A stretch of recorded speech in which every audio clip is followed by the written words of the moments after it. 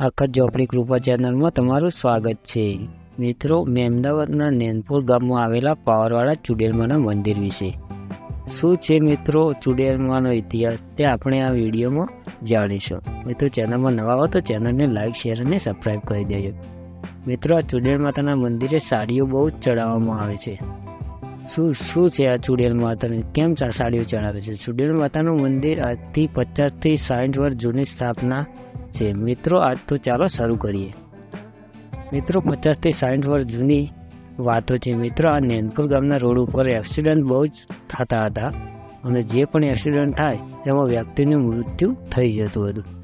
ચુડેલ માતાના ભુવાના કહ્યા મુજબ ભુવાજીએ કહ્યું કે આ કોઈ શક્તિનો જ વાસ હોય તેવું લાગે છે અને તે વિચારતા જ હતા અને થોડાક દિવસો પછી લીલાબાઈ રબારી ભુવાજીની સામે અચાનક રાતના સમયે સ્ત્રીના રૂપમાં માતા આવી અને લીલાબાઈને પૂછ્યું, કોણ છે તું? તો ચુડેલ માતા બોલી કે હું એક ચુડેલ માતા છું। અને તે લીલાબાઈએ પૂછ્યું કે આ રોડ ઉપર એક્સિડન્ટ તમે જ કરો છો?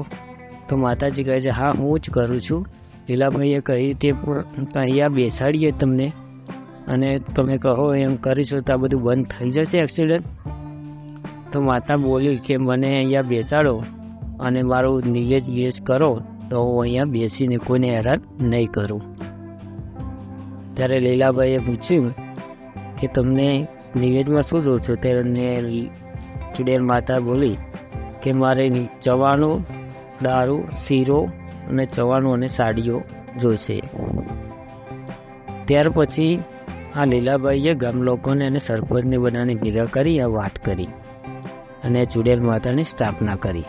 11 ઈંટની ડેરી બનાવી, તેમના નિવેદમાં સાડી, શીરો, ચવાણું બધું જ આપી ચુડેલ માતાને બેસાડી। પહેલા દિવસે 101 સાડી, બીજા દિવસે 500 સાડી, આમ માતાનો મહિમા વધતો ગયો અને અત્યારે માતાજીની 9 થી 10 લાખથી વધારે પણ સાડીઓ હશે અને માતાજીને જે પણ કંઈ પણ માનતા માને તેની મનોકામના પૂર્ણ થાય છે। અત્યારે પણ રવિવારે ચુડેલ માતાના મંદિરે શ્રદ્ધાળુઓ બહુ જ આવે છે અને માતાની વાધાઓ દેશ વિદેશોમાં પણ છે। તો મિત્રો, આ હતો ચુડેલ માતાનો ઇતિહાસ। આવા જ નવા અને જૂના ઇતિહાસો જોવા માટે અમારી ચેનલને લાઇક, શેર અને સબસ્ક્રાઈબ કરી લેજો। જય માતાજી મિત્રો, જય ચુડેલમાં।